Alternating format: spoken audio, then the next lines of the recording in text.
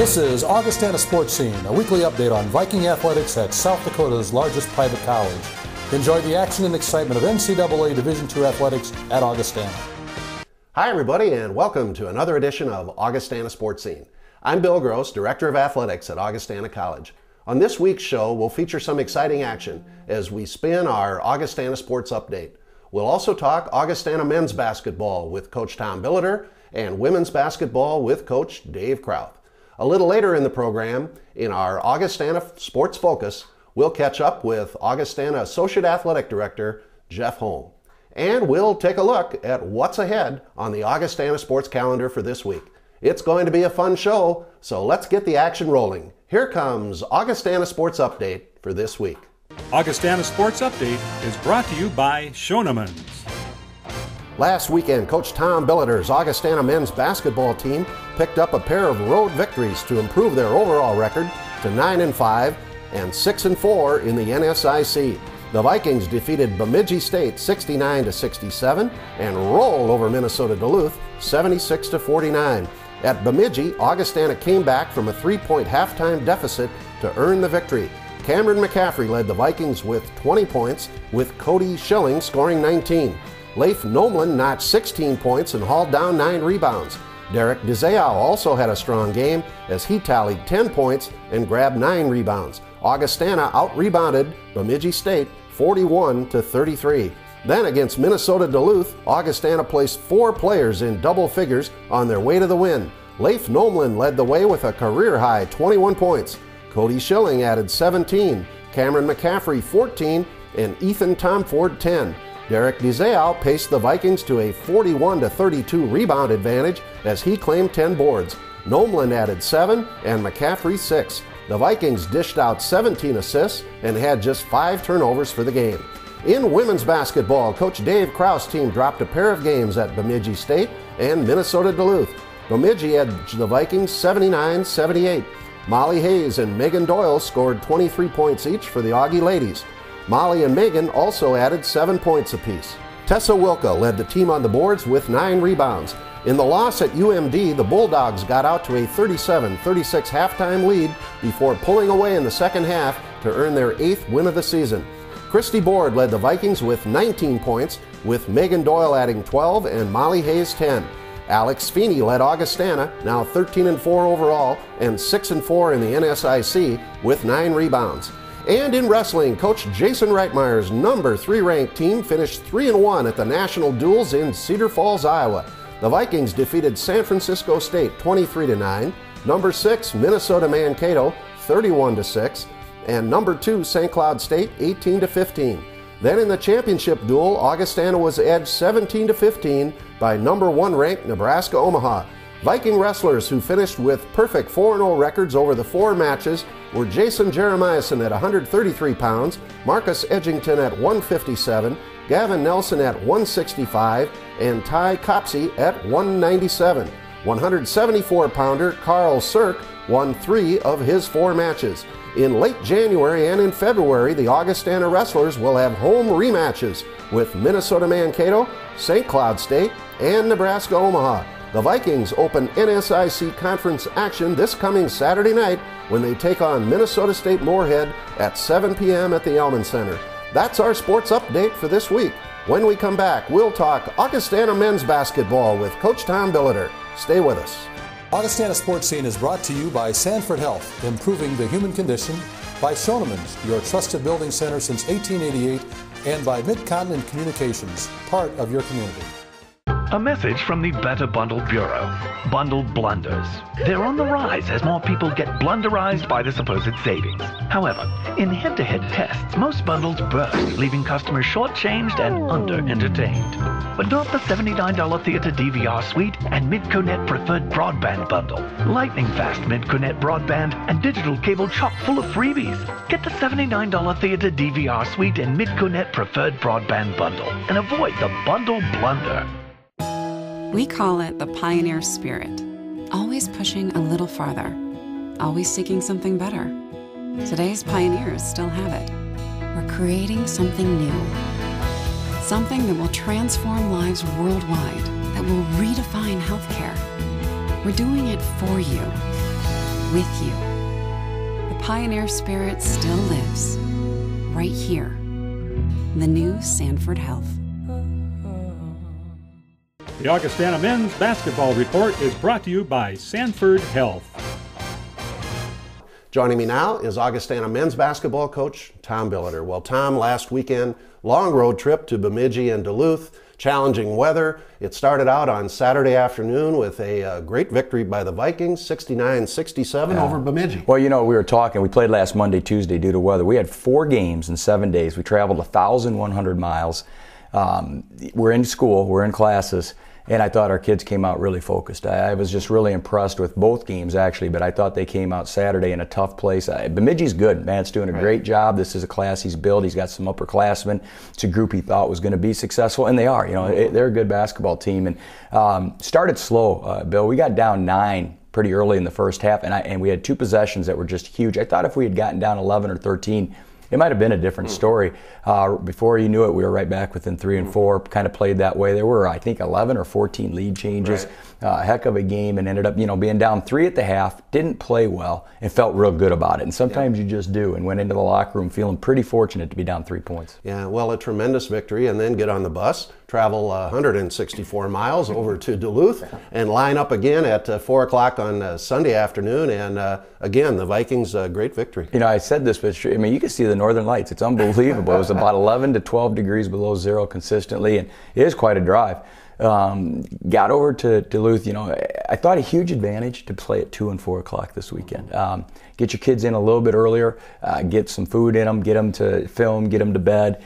Next morning, the routine goes so fast. You know, we walked through at 11:15, get back at noon, eat pregame 4 hours before we play, get done with that, get taped. We're at the women's game. You know, so just no downtime, which I think is good. Played at 4, which is when we practice. And I got to tell you, we really played well on Sunday. We just came out from the get-go, got up about 10, could have been up even more, guarded the living crud out of them, and the whole bench contributed. They had a double overtime game the night before, played really hard that night. Ryan Rasmussen had 43 points, and they looked a little tired. And you know, Gary's doing a great job. That's a team that was ahead of us in the standings that we had to beat. And fortunately, now we go a half a game ahead of them. But it's a good Duluth team. They beat Winona State. I mean, that's a good team, and kids just really played hard. Yeah, well, tremendous wins, Tom. Let's take it a little deeper here and talk about some of the individual performances. And I think we have to start first with Leif Nolan. Well, Leif and Derek. You know, I mean, Derek's getting 10 rebounds every game, and Leif is getting double-digit points, and he actually had 9 rebounds and 7, which is an area that he's got to get better at. Say this about, and I hope all our guys hear this because it's the truth. Nobody worked harder this summer than Leif. I'd come up there in the summer, he'd be running wind sprints in the gym, and he stayed, he worked for the grounds crew here on campus, and he worked his living tail off. Now, he's still got to get better defensively. He's got 1,000,000 miles to go. But he has improved so much from where he was last year. And all our guys, you know, the guys that stay and work hard in the summer, they've gotten better. And our team is getting better. And without Nate and Eric Jorgensen, Nate Truex and Eric Jorgensen haven't been with us for a long time. Leif's getting every rep in practice. Derek's getting every rep in practice. They're playing a lot of minutes in games. They're getting a feel. They're getting going. And, you know, what maybe could have been a negative has turned into pretty much a positive. Yeah, and then, of course, the usual, pretty much usual performances from Cam and from Cody Schilling. But then defensively, some great performances. I know you mentioned Chad Hedder. Yeah, and I know we got to watch this. I got to tell you one play, though. Cody, it won us the game. We penetrate from the right wing against Bemidji, about 1.5 minutes left, and they've cut it back from 10. It's been funny things, too. They hit a couple threes that were deep, a funny bounce here. And I mean, we could have really panicked. Cody makes a penetration on a play that we had called something else, but my kids can always audible. I don't care. The players make plays. And he penetrated, and I'm like, it's supposed to be for Cam. Draws Cam's guy, pitches to the top of the key. Cam just buries a key 3. I mean, they're feeding so well off each other right now, and the whole team just continues to grow and get better at that. So, and you're right, defense was good. I didn't mean to go the other way. We out-rebounded people, held people in lower percentages. And, you know, we were lucky. Bemidji missed free throws, and they're one of the best free throw shooting teams in the country, but maybe attribute a little bit of that to they were tired. You know, we played them hard, and they were tired. Right. Well, you've won 3 in a row, Coach, and this week is kind of a nice week. You get one game. It's the one-game week with our travel partner, and it's this Saturday down at Wayne State. 6 o'clock game. They're a good ball club. Oh, Shelby had 42, Rasmussen had 43. Jensen's playing well. Stark and Paul gets his kids to play really hard. Not an easy place to play. I mean, it'll be a very difficult game for us. This is our third road game in a row. We've gotten 2 of them, which is huge. But we're looking forward to the challenge, and I think it'll be a great game. I think it'll be a close game, and I think both teams will play very hard. Well, Minnesota State, Mankato is out in front here, and then I believe Winona behind them, and then it's kind of a log jam, and we're back in the race. Yeah, it's funny. We've lost 3 of conference games by a total of 7 points, and it's kind of one of those deals where you just can't focus on that, even though sometimes I usually am very good about not looking backwards. But gosh, you'd be right there tied for first. But it also shows you how close we are, and we continue to get better. So, like in our team, I've told you that from day one, and they just are continuing to work hard and get better. All right, Tom, good luck this week. Thanks, Crow. The Augustana Women's Basketball Report with Coach Dave Krauth is next. You may have met one. The teachers who challenge. The ones who motivate. The ones who can fire imagination. The ones, in short, that you'll find at Augustana. Now, maybe you don't believe that one college could have so many great professors. If so, you're in for an education. Augustana. This new Jetta is awesome. Yeah. Right now during Sign Then Drive, you can take home a Volkswagen for just your signature. Really? That's great. Yeah. Plus it includes scheduled carefree maintenance. Huh. Light screen. There you go. Oh, you need a pen. I had one here just a second ago. Who would take my pen? It's amazing what you can do with a pen. Sign Then Drive is back. For a limited time, get any 2011 Volkswagen for practically just your signature. The Augustana Women's Basketball Report is brought to you by Mid-Continent Communications. With me now is Augustana Women's Basketball coach Dave Krauth. Well, Dave, last weekend the Vikings hit the road for a long, snowy road trip up at Bemidji State and Minnesota Duluth. We started out on Friday night at Bemidji. Before we start, talk about the trip up there. That was probably the biggest challenge of the weekend. Yeah, it was a long trip, obviously, to Bemidji anyway, but it turned into about a 9.5-hour ordeal with sort of the black ice, the strong winds blowing it across, and then we got behind a semi that jackknifed and blocked the interstate for a little over an hour and a half. So we just sat there, and I think in the end it pretty obviously contributed to the way we played over the weekend. Yeah, so it took forever to get up there late Friday night, and then back with a 2 o'clock game on Saturday, and it was a back and forth ball game.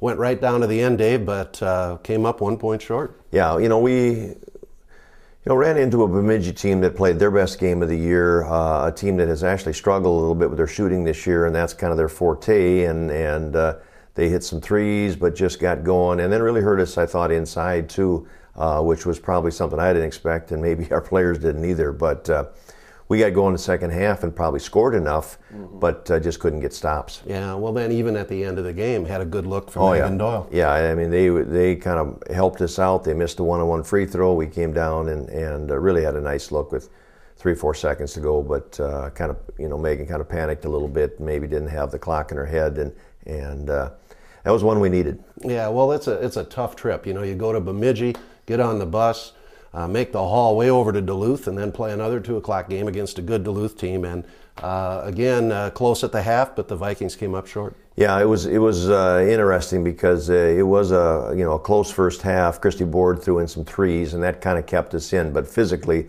we were getting manhandled, and they have a big physical team. A couple players that we had no answer for. One of their perimeter kids is just really a prolific scorer, and they've got a nice post inside, and we just didn't have an answer. Second half, we really wore down again, and even though we tried to hang around, make a basket or two run, it just didn't look like we had it in us, and we didn't. Well, and it's definitely contributed here, losing Faith Tinklenberg to a knee injury. Dave, what do you see probably as the biggest things we need to improve on? Well, that is, there's a lot of ways. It's a long story, when you really go in and take a look at it, but you have to be tough enough to go on the road and deal with being tired, and sometimes having an inside game, a power game. You have to get a few baskets in that way, and we had none over the weekend. We had no inside low post game, and really most of our shots coming from Doyle and Hayes, that type of thing. Board had a nice first half against Duluth, but we've kind of, in those situations, gotten way too one or two dimensional. Mm-hmm. Well, it doesn't get any easier. A very, very tough Northern Sun Conference, and the Vikings on Saturday afternoon here again at 4 o'clock, down at undefeated, right, Wayne State. Well, and they've haven't lost at home in a couple years. They're holding teams to 50 points a game, which is really kind of speaks for that team. But they've got all the parts. Talked to 3 or 4 coaches now in the league that really think they have the capability of running the table, not only the league but everything. So going down there, it might not be the right formula to try to get well and get yourself on track, but. We're going to have to kind of try to piece things together and see if we can't go down there and stay in the game. And then if you can do that, let the chips fall where they may. Well, there's nothing to lose going down there and giving it a whirl. And then as we talked before we went on the air, 7 of the last 11 are at home, Dave. Yeah, and we've got another couple tough road trips where we go to the Northern Aberdeen as well as the Concordia St. Cloud. But then we got 7 at home. And again, the old formula, if you can take care of home and then go get a couple. We needed to get the one at Bemidji. We'd already lost a couple at Moorhead and at Southwest where they were winnable games for us. So, we haven't really taken care of business as well as we'd like to, but, there's still opportunities ahead. Yep, a lot of season to go, so good luck to you and your team. Thanks, Bill. Up next, Augie Sports Focus. Stay with us. At Schoenemann's, our staff's expertise goes far beyond hardware. In fact, we know just how important your home is to you and are committed to making every project a success. So, whether you're just adding some color to your life or adding on for your growing family, Schoenemann's can help. Sure, we know you can pick up nails just about anywhere, but when it's expert advice you need, you'll find it only at Schoenemann's. You can always do it right with Schoenemann's. Augustana Sports Focus is brought to you by Schoenemann's. Joining me now is Augustana Assistant Athletic Director, Jeff Holm. Jeff, it's great to have you on Augustana Sportscene. Folks see Jeff running around doing a lot of things at Augustana, and thought it'd be a good opportunity to have him give you a little information about himself and what he does. So to begin with, Jeff, let's go back. Tell the folks where you're from and high school, college. Let's get to the end of college, and then we'll go on from there. My high school years were spent in Brookings, just up the road here. The typical student athlete playing 3 sports and that type of stuff. One older brother, did the same thing. Mom and dad.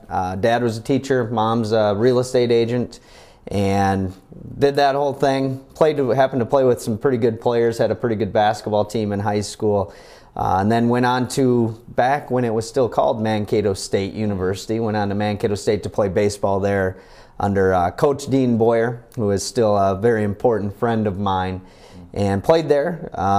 Did the 5-year thing, which was, the 5th year was the greatest in my life, because I had, the NCAA, you can take that last semester and only take 1 class, so I took full advantage of that. Did that, and then right after college, I taught high school math at Watertown, South Dakota. Helped coach Legion ball there. I was there for 3 years. 2 of those years, I was a bachelor, and they were great years. For some of you folks around Sioux Falls, you'll know Jamie Nold. He's the principal at Washington High School. He and I were math teachers in the same department at that time, and he was also a bachelor at the time. So that casino was way too close to Watertown. But great time there, good people in Watertown. And then with the help of my wife, I wanted to coach baseball. That's what I wanted to do. And she got a full-time job at Daktronics, and she said, well, let's just do it. And we moved to Brookings, and I took full-time classes there. Helped coach baseball there as well with Mark Eklund. When Mark Eklund was a coach, that was a great experience. Got my master's degree at SDSU, and then was fortunate enough, I volunteer coached for another year at SDSU after my graduate studies were done, and then was able to get the head coaching job at Millikan University in Decatur, Illinois. Was there for 3 years and was fortunate. I've been blessed in a lot of ways in my life, and was very fortunate Brett McCabe, who was the baseball coach here at Augustana, as you know, moved on to the University of Kansas. So this job was open, and fortunate to get the head baseball coach job here at Augustana. Well, what I thought was the head baseball coach, I later found out Larry Borgum was actually the head baseball coach, and I was just helping. But I was head coach here for 5 years. And then with the strategic plan of Augustana Athletics, there was a position available where it was a new position, assistant athletic director, and in talking with my wife and the rest of my family, it just seemed like the right thing to do at the time is to attempt to get that job, and then fortunate enough to get it, and been here for 4 years now in that position. Yeah, here you are. Yeah. Larry Borgum, he's the head coach of all the sports at Augustana. Yes. I think everybody knows that. Hey, Jeff, let's go back to coaching here a minute. You had some great years. What did you enjoy about coaching? You know, the thing I enjoyed most, probably much like you, is I still have contact with those players and find out how they're doing. Some of them have kids now, married to people that went to Augustana as well. Getting to see them, the relationship of it. You know, you're so competitive and you want to win and you want to do things the right way. But when you sit back and look at it, it's the relationships that matter, and those ties that you make with that group of young men or young women, if you're coaching women's sports, as they grow up and you see them mature into hopefully better people. That's the best thing about coaching college athletics or high school athletics. Yeah. Well, and you were great at it. And then we were very fortunate to have Jeff move over here into our assistant AD role when we moved in a little bit of a different path with our staffing here. Folks see you running around a lot of ways here, Jeff. Without taking a half hour, give kind of a little summary of the main things you do in the athletic department. Sure. When the move was made, most of you know Bill is now doing a lot of fundraising and getting out of the community, marketing, promotions, things like that. So when I came on board, I did a lot of what Bill was already doing in event management and day-to-day operations. If you have something go wrong with the facility, we have to coordinate who can do the proper cleanup of it or the proper repair of it. And it seems there's always something to be done. For event management, it's things like things you hope the general public never knows about, like making sure you have the proper people for the score table, the proper people for taking tickets, selling tickets, for sweeping the floor, for program sellers, for cleanup afterwards, for setup before, organizing those folks and work study people and interns and volunteers, all of that stuff. And we have great people to work with here. And from time to time, yeah, somebody will call last minute, which we certainly understand, but we have good backups as well. So a lot of those things that hopefully nobody notices because things go smooth, but once in a while you never know. Yeah, a big part of Jeff's job, as I mentioned, was event management, and with the move to the stadium this year, phenomenal job in managing about 40 people who we had to use to run the games out there, and just did a super job. He's also involved in budgets, involved, as he mentioned, in facilities, works with coaches on a day-to-day basis, and really assists in so many ways here, so does a phenomenal job. What do you like most about your job, Jeff? You know, in getting back to the coaching aspect and relationships, that's still what I like most about my job. I still have some relationships with the student athletes, which is awesome. But I have better relationships with coaches now. As a coach, you sometimes get that tunnel vision, which I had as well. And you're worried mostly about your program. But I now get to be involved with all the programs a little bit more than I would have. So that's really nice to get to know all the coaches a little bit better, and the administrative team with you and Ann and Brian and John and Kevin. Sports information department, I've gotten to know more about that than I ever would have. So it's been interesting. And with the rest of campus, you know, the marketing office, the president, you know, they're all very good to work with. The admission office, registrar. It's been a unique, I don't want to say challenge, because it hasn't been a challenge. It's been fantastic to work with them. It's been a unique aspect I would not have gotten to know if I wouldn't have been in this position. Jeff just does a tremendous job with the campus community. You alluded to, he's on a number of committees here and very respected on campus. Last question, Jeff. Family is very important to you. Tell us about Amy and the crew. You know, and family is number one, as it is with a lot of people, and that really is the reason why I decided that if you would take me, I'd be the assistant AD. I was getting, as a baseball coach, you tend to finish with practice at 6 or 6:30, and then you clean up and you're home at 7, 7:30. Well, my boys are at the age, they're now 8 and 6, where they were going to bed at 8, and it was just wearing on me a little bit. As a matter of fact, there was a time where I should have gone to a recruiting event, and I didn't because I hadn't seen the family for a while. And that's the moment where I thought, I'm not doing the baseball program any justice. I'm not doing my family any justice. So I thought, this is the right thing. And thank goodness this position came up because it's just perfect for me. My wife, Amy, she teaches in the English department here at Augustana. Loves it. She does a fabulous job. She's correcting papers all the time and very concerned and wants people to do things well. My oldest son, JD, is 8. Of course, he grew up on a baseball field, so he's all into baseball, but now he's into the Minnesota Vikings as well. Vikings, Twins, Parents are, but especially Dad, is I don't want to say making him do that, but brainwashing him into liking those. And same thing with Charlie, our youngest is 6. Also grew up on a baseball field, so he's into baseball. They're doing the baseball clinics, the academies. Wonderful little guys. You can't imagine what you do without them now that you have them. Well, Jeff, you have a wonderful family. You are a great guy. You do a great job. Thanks for being with us. Thanks, girl. Appreciate it. The Augustana Sports Calendar is next. We'll be right back. How do you hold a moment? Keep friends and family close. Witness the passage of time. Replay the glory days. Relive magical nights. Create memories to share. How do you capture a lifetime? One picture at a time. Life Touch. Photography for a lifetime. We call it the pioneer spirit.